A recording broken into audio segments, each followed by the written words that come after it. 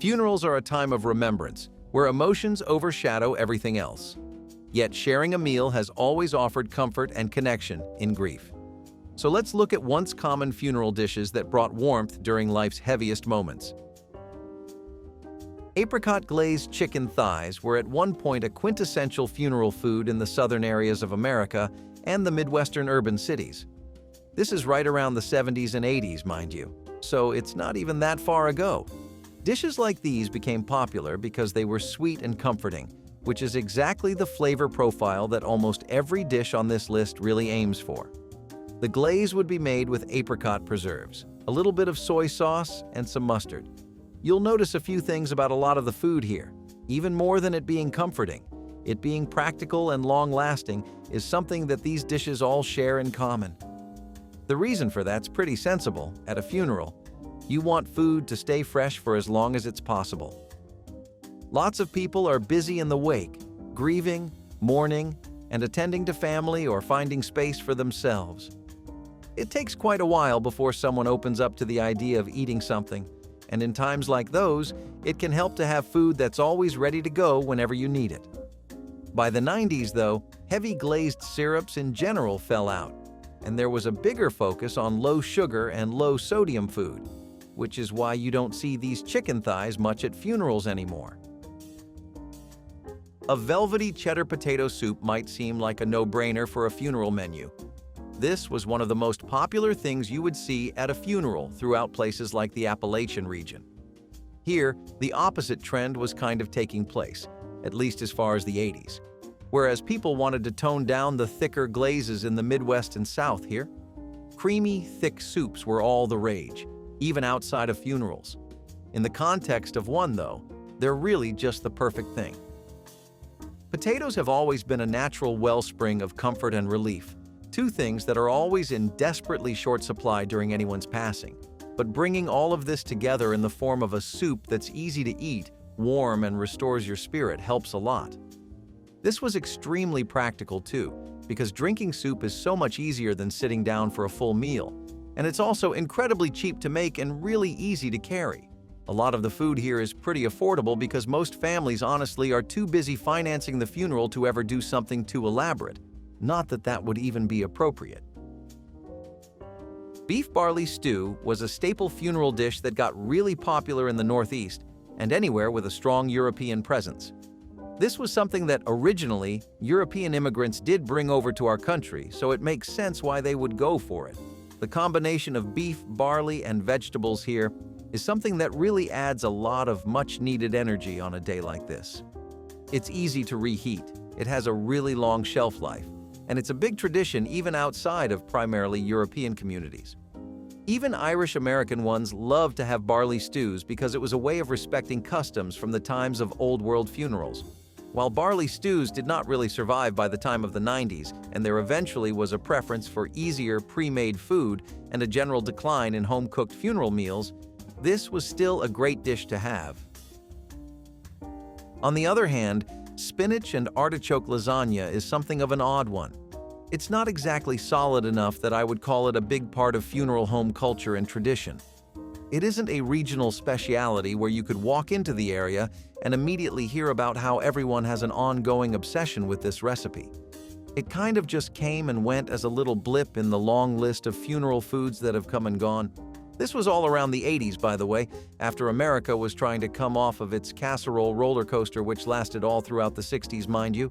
In urban areas, it was really popular to make something like this, not just because of funerals, but because people there were already making the shift towards vegetarian-based lasagnas. It was one of the best things to bring at a potluck, and that goes for a lot of the dishes you'll see here. They're really just slightly modified versions of things you would normally see at a potluck, because whether it's a celebration or a funeral, the idea behind a lot of these recipes is to ease your mind and bring some warmth to your heart. Around the 60s and maybe the start of the early 2000s, around wintertime, you would really see cranberry pork tenderloin at funerals. This was a dish that got into communities with a preference for the sweet and savory things in life. The pork was slow-cooked, and slow-cooked food in general was really popping off around this time period thanks to how accessible slow cookers became for everything. Then it would be roasted with a glaze of thick, rich, and decadent cranberry sauce. Throw in some mustard and brown sugar, and you have a pretty contrasting flavor profile that keeps anyone's mind occupied. Still, as far as funerals go, this was a dish that was versatile and convenient. You could serve it in small portions, have it as a buffet-style meal, or save it for later. Speaking of which, that's something I really want to talk about. See, a lot of these dishes might seem overly large for a funeral, right? Nobody was thinking, hey, that bereaved family will definitely finish this up on the spot. The idea behind making large batches of heavy meals like this was so that the family of the deceased wouldn't have to worry about food. They could just coast by on leftovers from the funeral for a while. And while that's not a lot of solace, it's definitely something. And it's a small gesture that communities usually make for their people. Not all food is really heavy either. Like, for example, we have herb-infused wild rice pilaf. This was a really common funeral dish throughout the early 1900s, and it had a resurgence in the 80s as well. If you went to Minnesota or Wisconsin during those times, I'd be fairly surprised if you never encountered a plate of this. See, this is what I mean though. The dish doesn't necessarily have to be a big feast or something that would be fit for a family of 4, but it has to be something that's easy to handle, easier to eat, and the kind of meal that at least heals your body. Wild rice dishes wouldn't stay popular for too long though, and even their resurgence in the 80s was short-lived. As a grain, this just stopped making the cut.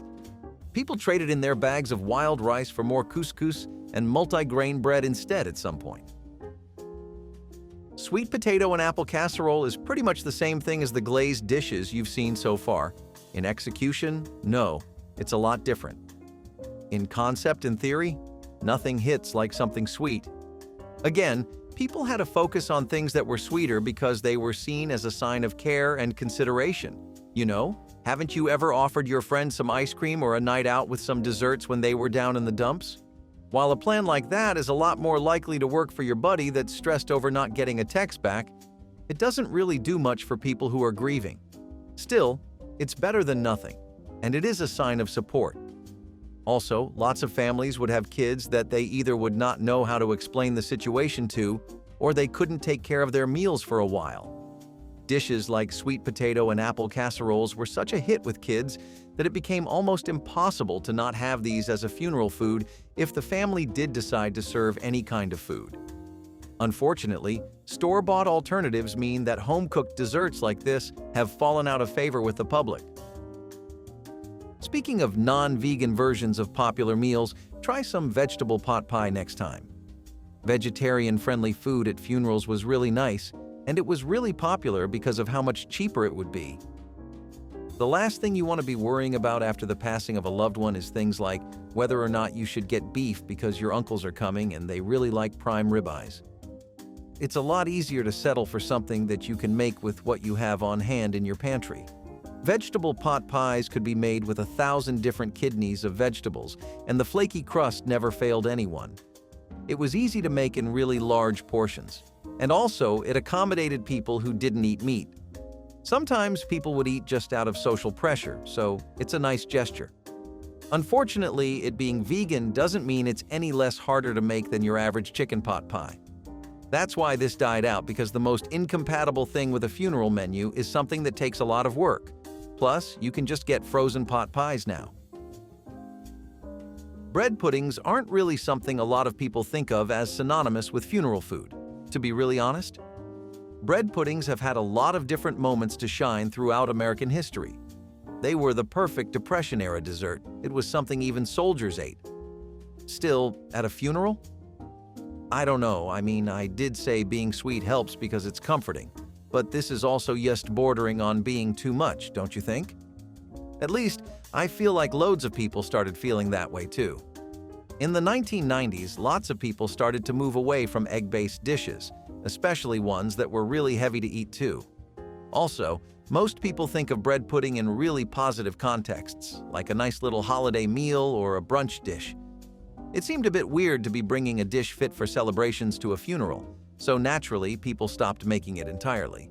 This was really more so the kind of thing you would always have in celebration of something, or just as a way to get rid of stale bread and repurpose it, so it was nice to keep it with only those connotations and not depressingly traumatic ones. Lemon butter cod with capers was a pretty refined dish to bring to a funeral. The kind of thing that if you pulled up with people might think you were making a statement, but really, it was just the catch of the day. This was something that was really old-fashioned too, and it was back in the 50s. By then, fishing hadn't really become this mass industrialized machine that ran like clockwork. There were still lots of coastal communities that were relying on fishing and whatever was swimming in the streams that day for their meals.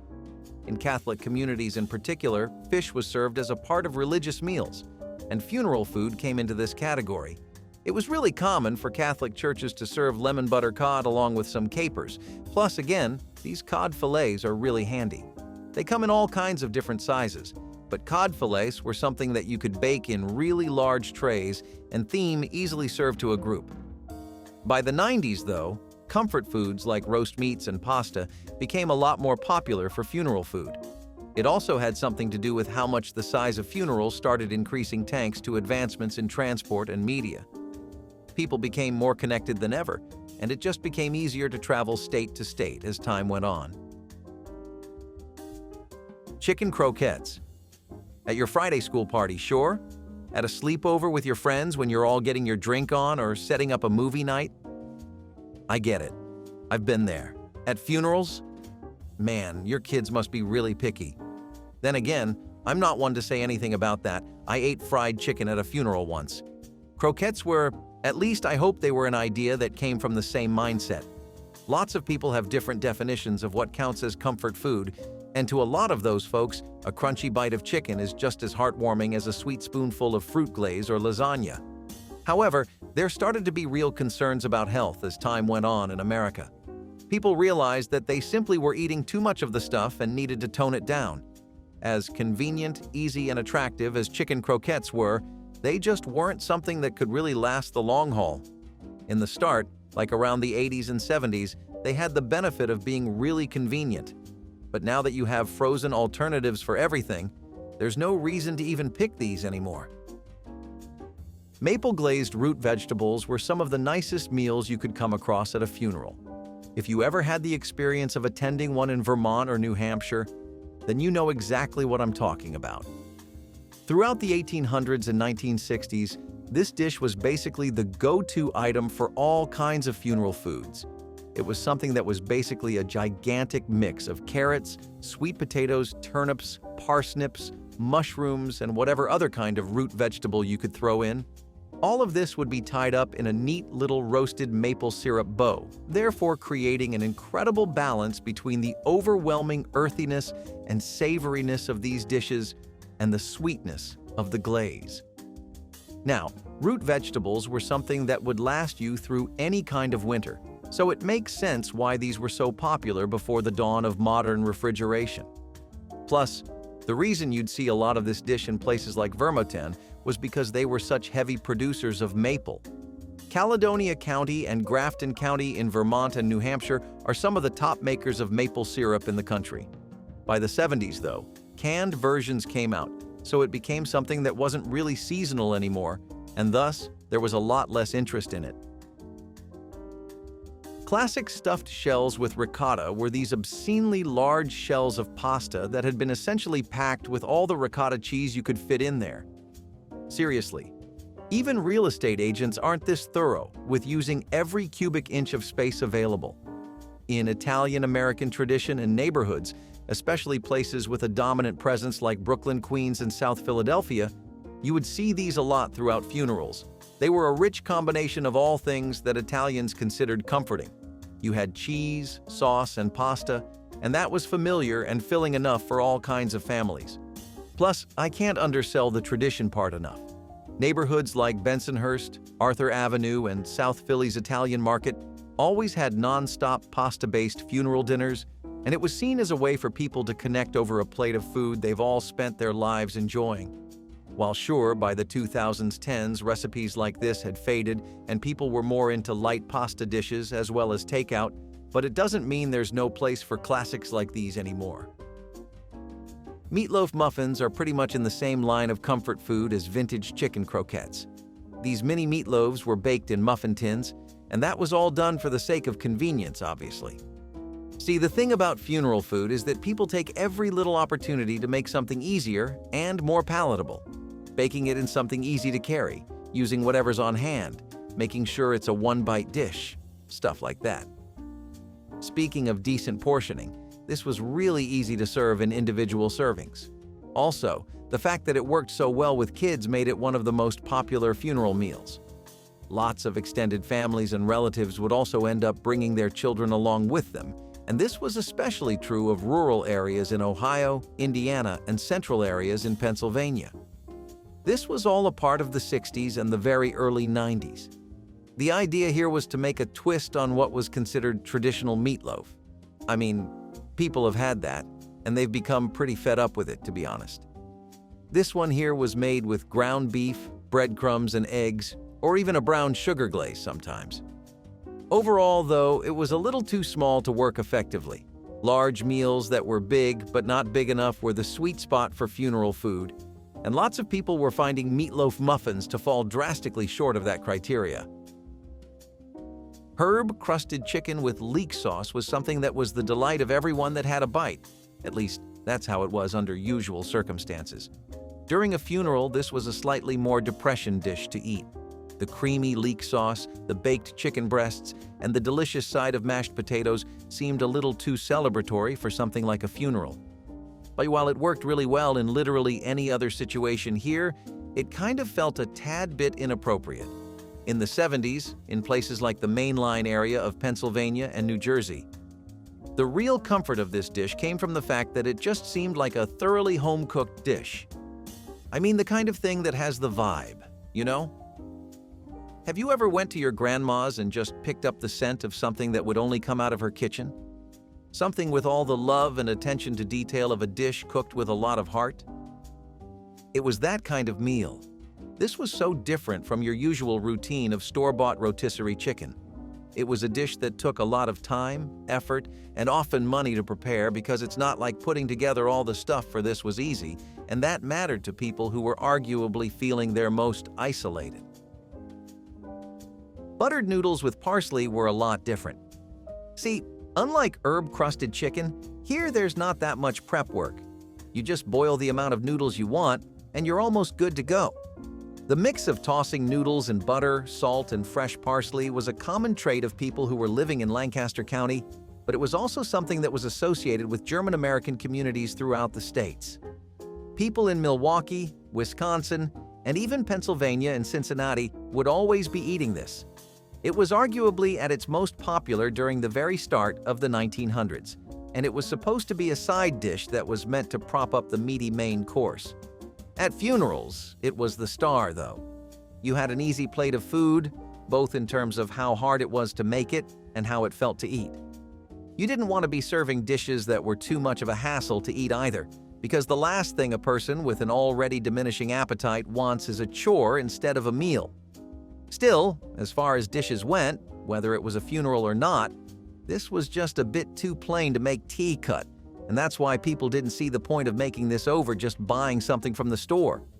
I mean, if quick and easy is what you're going for, what better options are there? Savory mushroom stroganoff as a funeral food was supposed to be something that was for the vegetarians. The last thing you want at a funeral is an argument to start about the pettiest of things, personal consumption choices included, so it was wise to put in something for everybody. Mushroom stroganoff was always supposed to have an incredible amount of beef in it, but the mushrooms used here were actually really amazing at mimicking beef. I don't just mean in the way they look, but in the texture, the chewiness, and even the taste. A lot of die-hard meat eaters, even outside of funerals, would try their best to hold their breath and say that this dish isn't the same, but deep down, you know they'd be just as surprised as anyone else over how close it came. College towns like Michigan, Madison, Berkeley, and California throughout the 1960s thrived on mushroom dishes like this. You'd serve this with onions, sour cream, and some rice or noodles, and it was just something that could keep everyone satisfied, which is why it was such a good dish to include in the funeral menus. Still, the trends would keep changing, and mushrooms would become something you would only see as a topping in burgers, pizzas, and an extra vang side at best. People lost their knack for cream-heavy mushroom-based dishes, and funeral meal organizers decided to go for things that were ironically more universal, something this dish used to be. Casserole-style stuffed peppers were these diced bell peppers that you would get with seasoned ground beef and tomatoes. Sounds like a pretty spicy combo, right? More so the kind of thing you would associate with a street food run with your friends rather than a funeral. It was a lot easier to make than traditional stuffed peppers, though. You had to hollow those out and stuff in the filling individually for each of them, and come on, who would expect a family holding a funeral to go through that? Plus, it was just comforting. You might think of it as something to try out and experiment with, but no places like the South, and even in big urban areas like New York, casserole-style stuffed peppers have long been a thing that people love. It was always a popular dish, and it remains that way right now too, but it has definitely stepped down as something people would prefer to order at a funeral. There was a bigger preference for meals that were fully made throughout the 2010s, and in general, people started preparing more basic and familiar food. Home cooking for funerals started dying down, and with the reliance on food that you could buy that was already made over food that you had to cook, dishes like these just faded out of the funeral scene. You can see a lot of that need for what is already familiar and well-known in things like glazed ham and sweet potato skillets. Is it the most inspiring dish? Is it the easiest to make? Does it fit everyone's taste? Has anyone really not had this before? Besides that last question, the answer to all of those is no, yet this still manages to be one of the top heavy hitters as far as funeral food goes. Why is that? Well, I've found out one thing over the course of researching dozens of food organizer articles and how the entire business works, and one thing I can tell you is that people really don't appreciate a hassle. Why do you think McDonald's and fast food in general is so popular? Why do you think big family meals like meatloafs and casseroles died down? It's because it's a lot easier to eat a quarter pounder or some cubed ham that's been sautéed with buttery sweet potatoes than it is to pick apart an entire meatloaf or turkey. Now, funeral ham's always been a steady classic and no one's denying that. But the glaze variation was something that really helped put a new twist on it, in a way that brought it back into the limelight. However, this was just a moment in time, a craving or a fixation. People went back to their traditional ham soon enough. Now, I know what I just said, and I know what you're going to think as soon as you hear the words cheesy zucchini rice casserole come out of my mouth, but give me a minute to explain, okay? I wasn't lying. Casseroles really did die out, and from a lot more tables than just the ones set up for a funeral. However, they were also America's sweetheart for more than just a century or two, so it's definitely something that took a lot of time to fade. When I refer to these zucchini rice casseroles, I'm talking about the 60s, which was arguably the biggest decade for casseroles out of all of them. This was a time where people were really experimenting with the definitions of what a casserole was and could be. As a result, you got all sorts of new combinations, and one of them was a cheesy zucchini rice casserole. This dish excelled in places like Ohio and the rural Midwest because of its simple preparation and velvety smooth flavors, and the zucchini was really refreshing for a lot of people. Unfortunately, people thought that it didn't give enough bang for your buck. For one thing, zucchini was a summer vegetable, and this casserole was something that had a bit of a skill barrier to it. Reasons like that basically meant that people started preferring other things like spinach for their casseroles instead. Corn and oyster stew was something that was made with a lot of fresh corn. This was something that was really popular throughout the early 1900s. It was local coastal tradition in places like Cape Cod, Massachusetts, and Maryland shores to constantly fish for oysters. I mean, how could they not? That's practically the only thing that swims there. It was a point of nostalgia for a lot of families. Sometimes your funeral food pretty much ignores everything I've listed here. It could be easy to make. It could be something you could carry to 50 people without breaking a sweat. It could be something kids, old heads, vegetarians, and die-hard meatheads and everything in between could enjoy, but sometimes it would lose.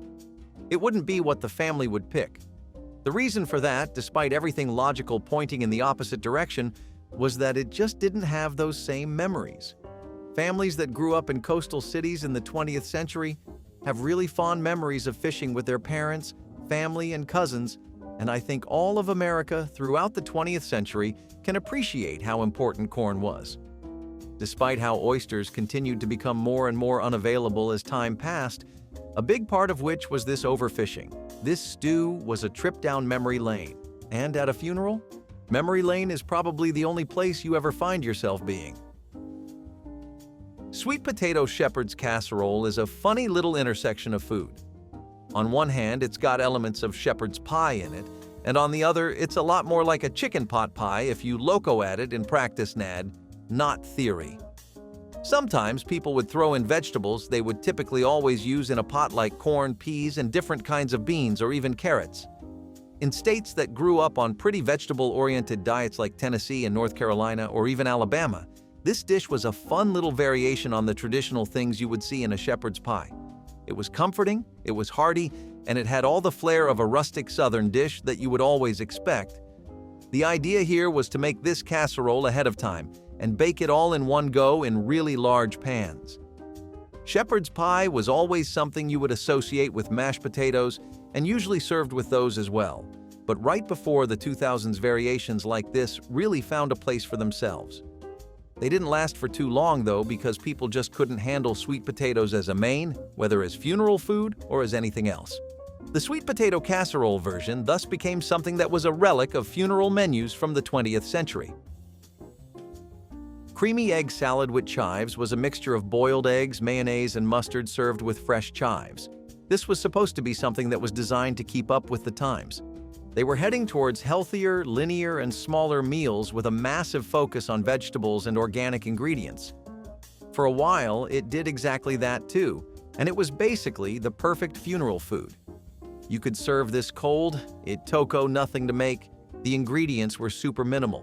You had no skill barrier that would prevent you from making this, and it was in line with all the trends. However, most people would mess this up by increasing the fat content way too much. They'd throw in too much yolk or butter or mayo, or throw in way too many bits of bacon and ham or sausages. People just couldn't leave well enough alone, and over time, the initial intention behind this recipe became something that was really just lost in translation. If you ever mentioned this dish to anyone, they'd immediately associate it with the meat-heavy variations of egg salads. And as a result, people started going for things like chicken salads more. Cinnamon glazed baked apples were made by stuffing apples with a filling of cinnamon glaze. You would get this glaze by mixing in sugar, butter, raisins, nuts, and slices of apples, and it was one of the best funeral dishes you could ever get in rural New England. Even if you went upstate towards New York and the Midwest throughout the 1800s and the 1960s, then you would really see loads of people eating cinnamon glazed baked apples. Not even just as a funeral food, but as a dish that people would enjoy around the season.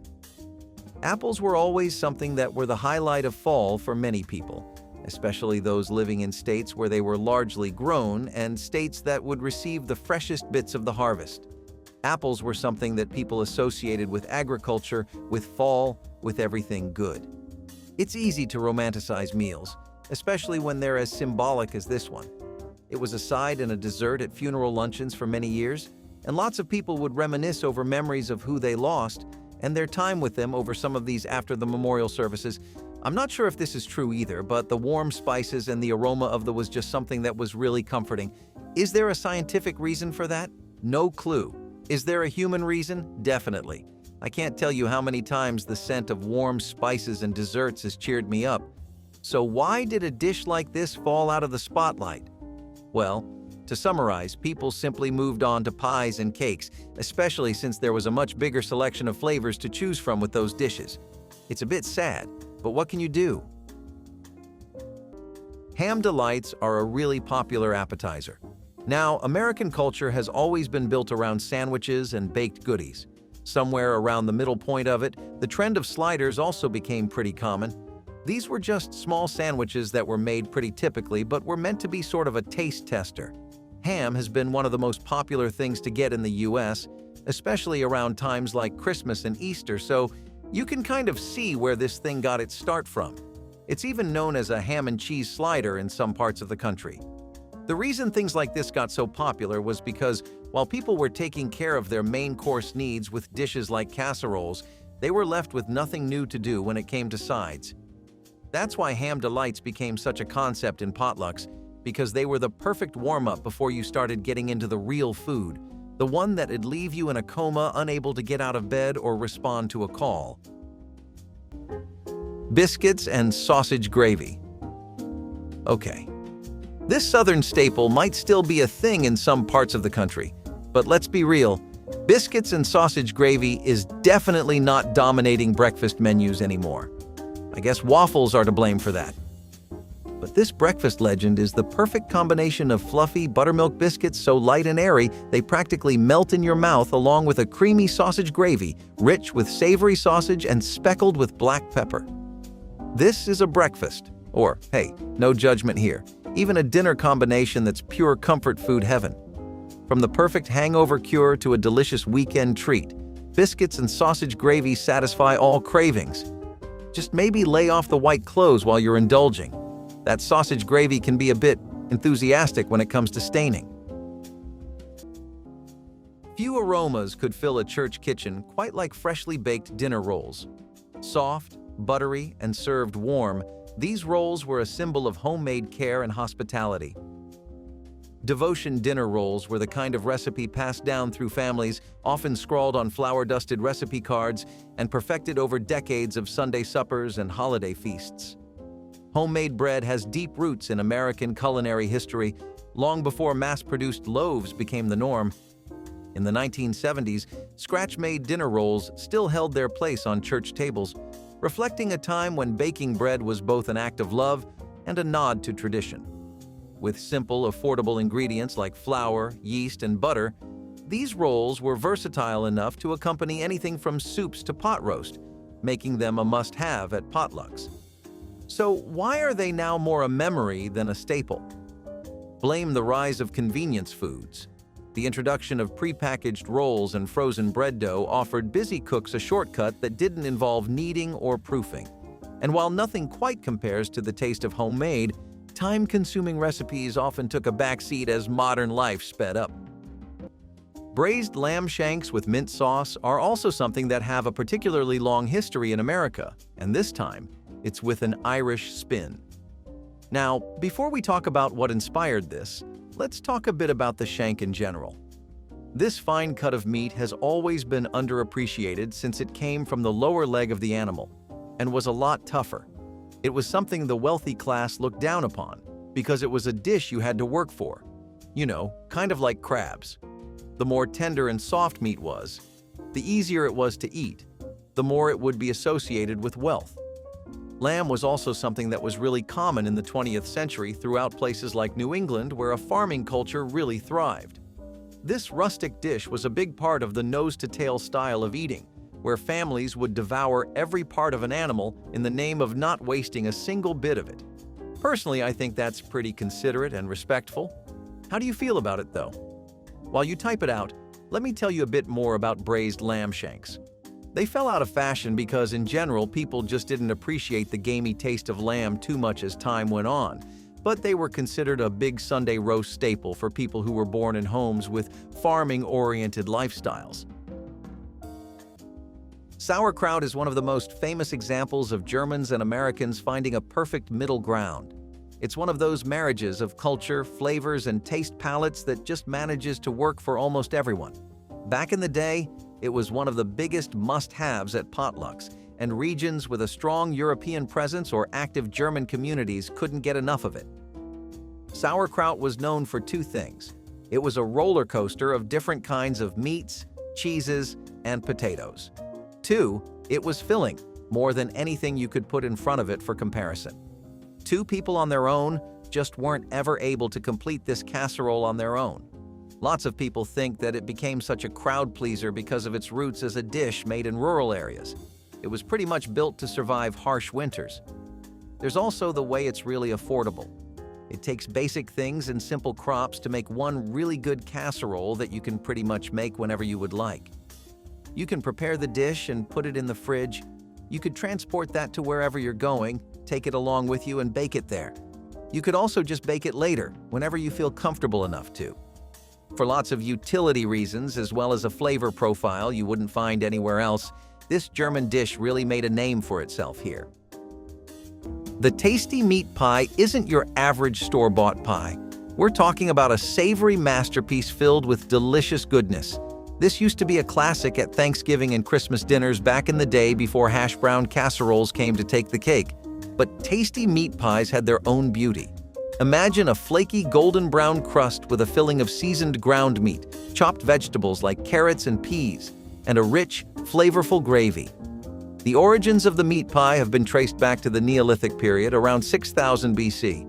Yeah, even the Egyptians were a fan of this classic. It's perfect for a potluck, a family dinner, or even a cozy night in. The best part? Its portability. Just grab a slice and head out the door. It's the ultimate dinner on the go. In the days when nothing went to waste, a pot of slow-cooked beans with hog jowls and onions was a way of life.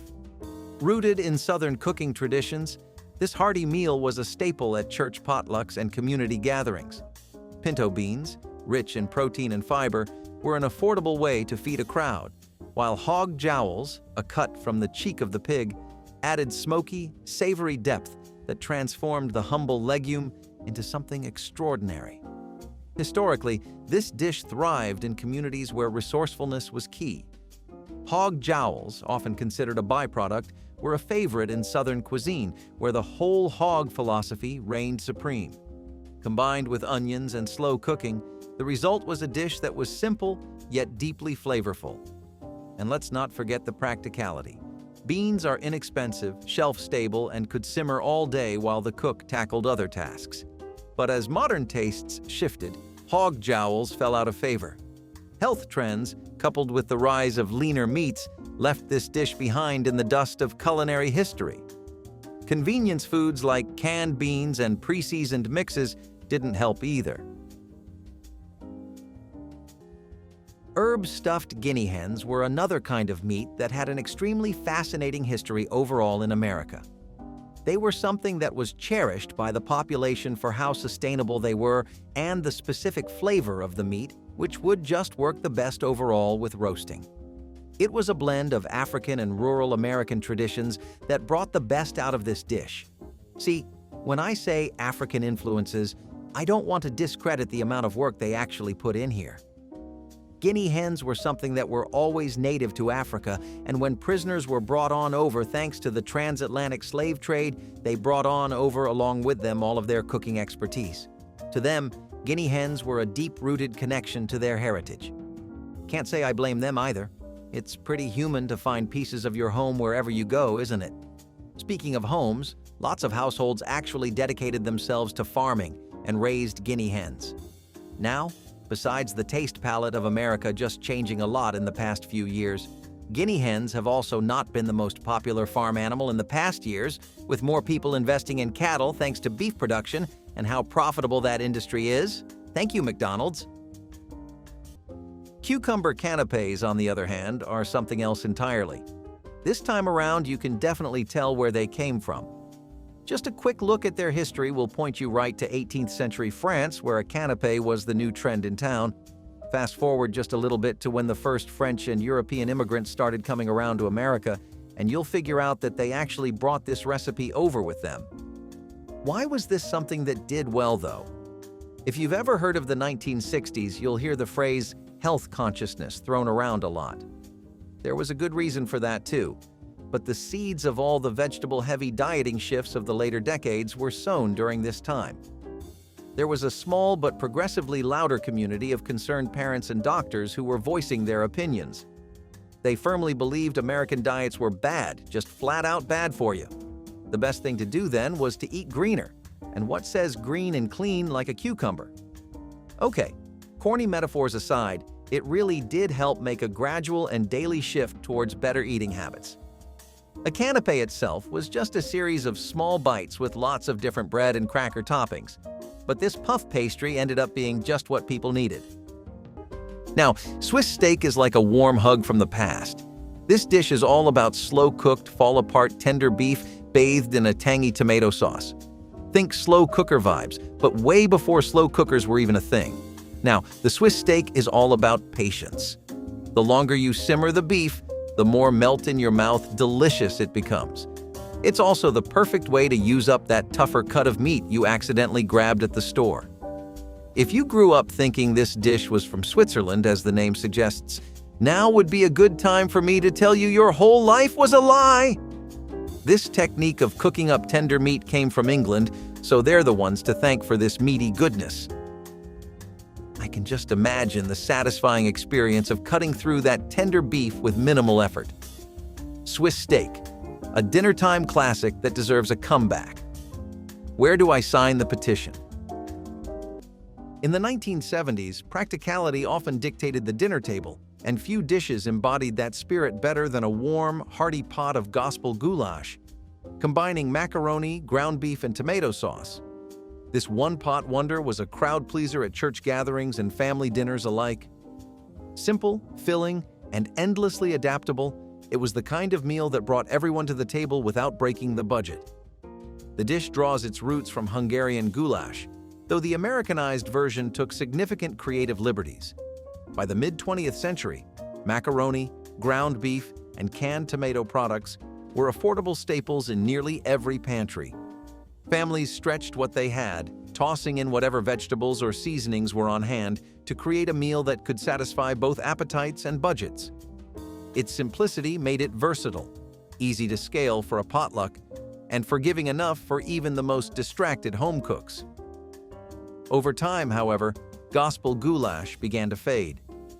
The rise of more sophisticated pasta dishes, such as lasagna or baked ziti, offered more texture and flavor complexity, pushing this humble dish to the sidelines. As tastes evolved, its one-pot simplicity started to feel less exciting.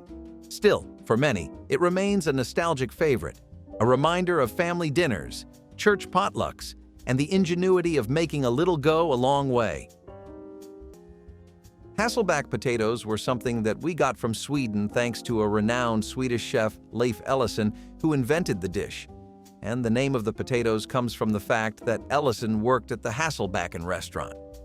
These started coming to America as interests in foreign cuisines and dishes grew more and more. People wanted to see what the hype was around these new kinds of potatoes, and they were also just really eager to try Swedish and Scandinavian cuisine. In terms of texture, you would expect the potato to be a bit thinner, but it was easier to crisp up.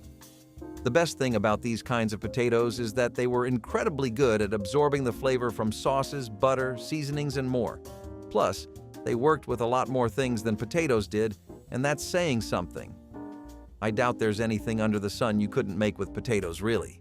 Hasselback potatoes were something that raised the reputation of a potato from a humble ingredient to a sophisticated side dish worth having at any Sunday roast. And if you ever find the chance to have one of these, you'd get why too.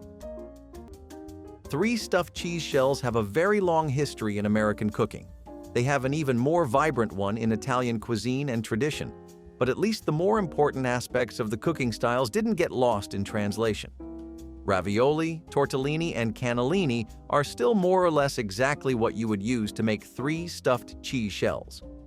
Fun fact, the Italian word for this is conchiglione. If you can, try pronouncing that. Stuffed shells were pretty new territory even for them, though it wasn't always popular to have them. Italians themselves seem to think this dish was created thanks to Italian-American cuisine, which had slowly been taking on a shape of its own throughout the United States. Lots of big urban cities like New York, Philadelphia, and Chicago were the first places that immigrants and visitors would flock to. And naturally, with immigrants comes new culture. Lots of places promising authentic Italian food popped up on the busy streets of New York City, and they had a lot to show off. 3 cheese-stuffed shells was a recipe that was right at the front of all this. It made use of not just 3 different kinds of pasta, but also 3 different kinds of cheeses. You had Parmesan, ricotta, and mozzarella, which are pretty amazing combinations to work with when you stuff all of them together in a tiny, dense shell like that. Scalloped chicken casserole. Here's another classic casserole that deserves a comeback. This dish is the perfect example of simple but mouth-watering good. I mean, just imagine tender chicken pieces in a creamy sauce, seasoned to perfection, and layered with fluffy breadcrumbs. I think I'm feeling hungry now. Scalloped chicken casserole is a great way to use up leftover chicken, and it's perfect for a quick and easy weeknight meal. Not to mention, it's a dish that's sure to please even the pickiest eaters. Who can resist creamy chicken and crispy breadcrumbs? Ditch your takeout menus for a night and take a trip down memory lane by giving this casserole a try. You can find dozens of recipes on the internet, and it won't take you hours to whip up.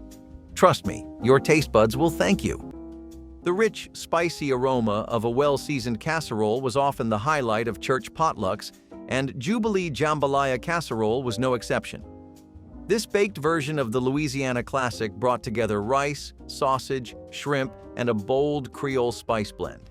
It was hearty, flavorful, and had just the right amount of kick to leave everyone asking for the recipe.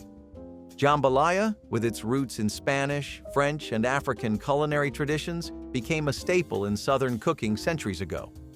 Its adaptability made it a natural fit for church gatherings in the 1970s. Stretching expensive ingredients like shrimp with affordable staples like rice was economical, and baking it in a casserole dish made it easy to transport and serve to a crowd. Sausage added depth, and the Creole seasoning brought a vibrancy that elevated the dish beyond your average casserole. So why don't we see it much anymore? As jambalaya purists reclaimed the stovetop tradition, the baked casserole version began to lose its charm. Add in the rise of quicker meal solutions, and the labor-intensive nature of the dish didn't fit modern schedules. Rabbits and white wine sauce were a funny thing. Ideally, there's probably nothing more gourmet than being served something like this: a fancy European-style white wine sauce with a perfectly tender and juicy rabbit. It just sounds like rich people food, you know? Which is why I wonder if you'll be surprised when you find out that rabbits actually weren't all that expensive or luxurious to get. Nowadays, you can get away with passing a rabbit dish as a gourmet experience depending on the skill of the chef and the complexity of the dish. Back then, though, we were just talking about Sunday roasts. Arguably, cooking the white wine sauce was harder than the rabbit here. Still, the culture of eating rabbits is something that I think began in the Great Depression. People were so low on game, chicken, and just sources of meat that they began to hunt, and rabbits were one of the most abundant resources available. I think from there on, lots of people, especially hunter families in the South, rediscovered a newfound appreciation for rabbit and its soft, buttery flavors. With baked nectarine chicken salad, you had two things, a few aspects that were really important and simple. These parts of the dish were crucial if you wanted to nail it right. The baked chicken, for example, was a really touch-and-go situation. It was so easy for people to over-season it or under-season it, which would often lead to chicken that didn't sit well with the nectarines. Mostly people would use chicken breasts and thighs so that their flavors could bounce off of everything else while the meat itself would be soft and chewable. This was only boosted by the fact that it was marinated and then rubbed in a lot of herb mixes built to work with nectarines. The fruit themselves have a pretty natural sweetness to them that gives them a unique texture. If you bake them, they sort of soften, and that gives them an entirely new layer of texture and flavor. The nuts and cheese, plus the dressing, are small side elements, but they take a lot of attention to detail to shine. You want to toast the almonds just until they're slightly crunchy, and no more. Goat cheese works best here, or blue cheese if you can't find any. The dressing, a light vinaigrette, is probably the most important part. This is what will decide whether all these otherwise conflicting ingredients come together. It's a funny world, isn't it? A spaghetti pie casserole is somehow easier to make than a simple baked chicken salad. But well, that's the level of skill the recipe wants out of you. Remember when your mom used to whip you up lunch for school along with a heartfelt note and a sweet treat? Meat and potato patties were a staple back in the day and a hit in the lunchbox. If you've got some leftover mashed potatoes lying around, you've got to try these.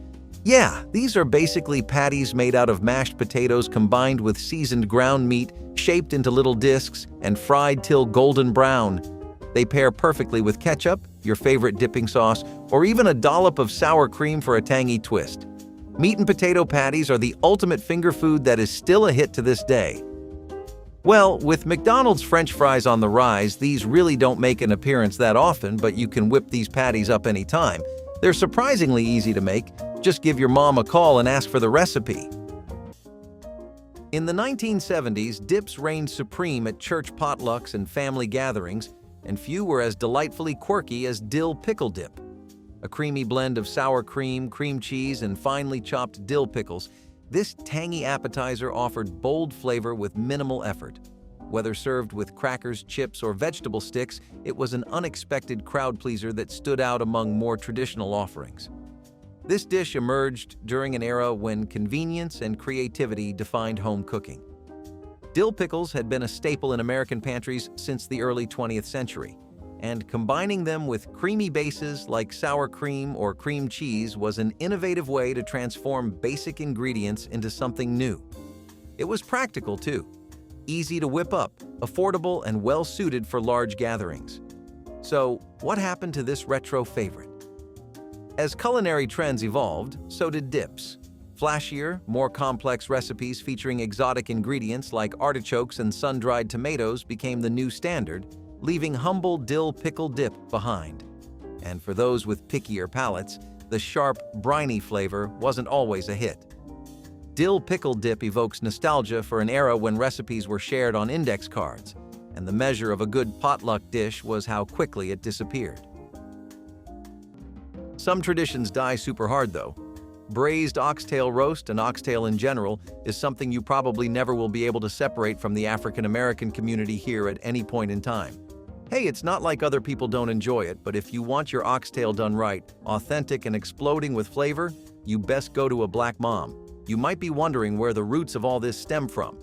Well, besides just how oxtail was given to slaves because it wasn't as desirable of a cut of meat as others, African American cuisine often takes on a lot of influence from West African culinary traditions too. Lots of dishes like egusi stew, for example, also feature bone-in cuts of meat. Braised oxtail roasts, on the other hand, were a stew that was just really hard to beat. After emancipation, most African American communities started to rely on oxtail a lot, and braised oxtail roasts became a key part of Sunday roast culture for a lot of families. It's still probably the most prevalent thing on the list today, at least for now. Swiss steak is definitely something that was mostly a traditional 20th century concept, though. It was pretty common for the working class almost everywhere to rely on potlucks. Who could blame them? You find something that ticks most boxes, or in some cases, all of them.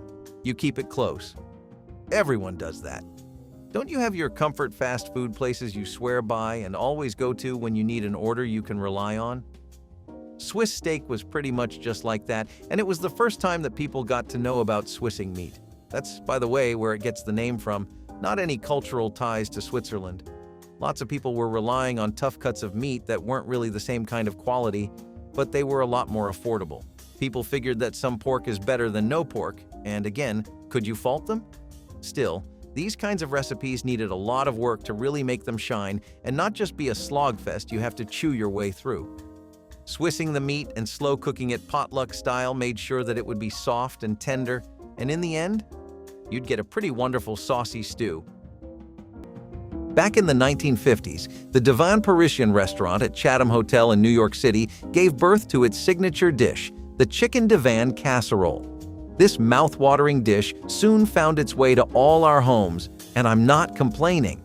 It's made of tender chicken pieces nestled amongst vibrant green broccoli florets in a rich and creamy sauce, topped with a generous layer of melty cheese and a sprinkle of crispy breadcrumbs. The chef who leaked this recipe out to the public really took one for the team, and we can never thank him enough. It's the perfect combination of protein, veggies, and all the cheesy goodness your heart desires. Just maybe pair it with a side salad to pretend you're being healthy. Chicken divan casserole is the retro dish of every cheese lover's dreams, and you know what that calls for? A comeback. It's a classic at throwback parties, but you don't really need an excuse to cook this up. A typical Tuesday night works too. During the 1970s, baked chicken dishes were the unsung heroes of potluck dinners, and this one, with its honey, pecan, and mustard glaze, struck the perfect balance between sweet and savory. Holy honey pecan chicken brought a touch of sophistication to the church potluck table, elevating humble chicken into a dish that felt both hearty and refined. The roots of this recipe trace back to Southern cooking traditions, where pecans were abundant and honey was a natural sweetener long before sugar became widespread. By the mid-20th century, recipes like this embraced the availability of affordable chicken cuts and pantry staples like mustard and honey. Chicken was cheap, easy to prepare, and universally loved, while the glaze was a clever way to turn basic ingredients into something special. So, why don't we see it much today?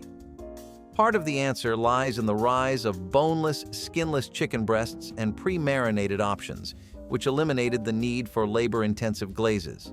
Add to that the growing preference for lighter, grilled dishes, and this once popular recipe found itself fading into culinary obscurity. Have you ever been around for Passover or Rosh Hashanah? If you're Jewish, you know what I'm talking about right from the get-go.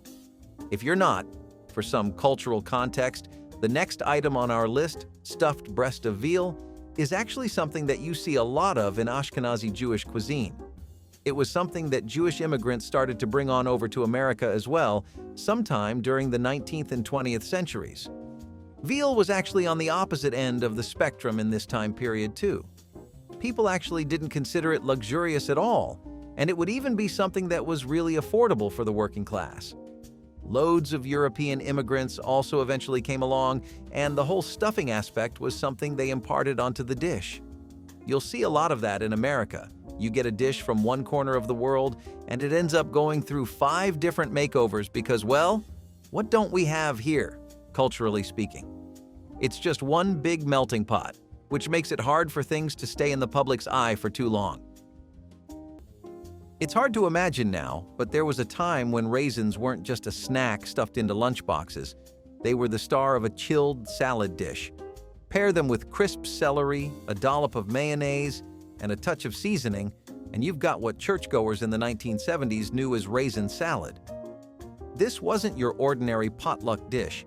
It was a blend of sweetness, crunch, and creamy indulgence that stood out in a sea of casseroles. Believe it or not, this dish became a go-to because it was affordable, easy to prepare, and just unusual enough to get people talking. Historically, salads like these reflected the era's obsession with convenience and creativity. Mid-century America saw a boom in recipes that combined unexpected ingredients. Think Jell-O with shrimp or hot dog casseroles. The availability of inexpensive dried fruits, thanks to California's booming raisin industry, made raisin salad both practical and economical for feeding a crowd. Its downfall was changing tastes. By the 1990s, the rise of fresher, lighter fare left mayo-based salads feeling, well, a little heavy. And let's face it, some modern palates weren't ready for raisins mingling with celery. Still, for those who grew up with it, this dish evokes warm memories of church picnics and community gatherings. Antipasto skewers are another appetizer that have gotten really popular. They're the definition of Italian sides, and the word antipasto itself comes from the word ante and pastus. The literal translation? Before meal. Whether you have this as an appetizer or a side, it's definitely one of the best ones you'll ever try in both regards. Traditionally, in Italy, this is the first course you start with. In America, it happened to land in our lives right around the time people started serving all kinds of finger foods. The whole trend of convenience food culture would actually spread to all kinds of places and invent new styles of dishes we didn't think were possible, and finger foods were one of them. These bite-sized foods fit perfectly with the kind of side that antipasto skewers were, and the two went together like butter and toast. So chicken paprikash is a Hungarian dish that sounds fancy, but is basically a party in a pot for your taste buds. Imagine juicy chicken pieces slow-cooked with tender onions in a creamy sauce, bursting with the warm, smoky flavor of paprika. It's served with a side of fluffy rice or noodles. Chicken paprikash really found its footing back when Chinese takeout wasn't as big of a thing. You know, back when Grandma used to put on the apron and cook for us? This dish really was the one-pot wonder. Bonus points. If your grandma used to whip this up for you, that nostalgia factor is real. A version of it still exists in Bulgarian cuisine in case you crave the it now. The Bulgarians are a little light on the paprika and center the dish on sautéed onions. Okay, Creamed spinach and pearl onions didn't look the most appetizing, but trust me, it was always a hit at family dinners. Think of a rich, creamy base packed with vibrant green spinach leaves. And let's not forget the star of the show, pearl onions, that added the perfect touch of sweetness. Not only was this dinner finger-licking delicious, but it was healthy too. Jam-packed with nutrients including vitamins A, C, and K, iron, folate, potassium, and a good amount of fiber. Just don't blame me if you get flashbacks to your school cafeteria.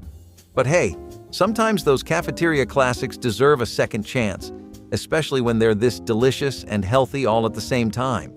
That wraps up the list of forgotten funeral dinners that people have moved on from. Which recipe stood out to you the most? Let us know in the comments, and don't forget to like and subscribe.